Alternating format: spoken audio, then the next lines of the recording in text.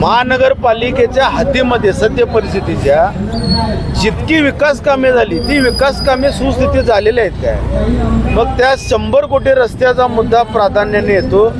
अक्षरशः चाळण झाली, रस्त्याची चाळण खडी वाहून गेली दुसऱ्या दिवशी.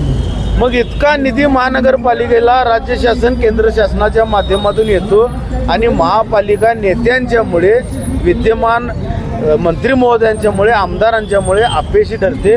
त्यामुळे खेड्यापाड्यातील जनतेकडून या हद्दवाढीला विरोध होत आहे. जोपर्यंत खेड्यापाड्यातील जनतेला समाधानकारक उत्तर मिळत नाही तोपर्यंत हद्दवाढ होईल असं मला तर सध्या परिस्थिती वाटत नाही.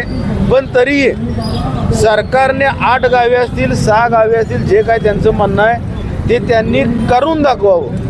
आणि जोपर्यंत करत नाही तोपर्यंत हद्दवाढ होत नाही. हे सरकार समोर एक बोलतं, मीडियाशी एक बोलतं आणि आतल्या अंगाला वेगळ्या पद्धतीनं वागतं असा माझा ठाम आरोप.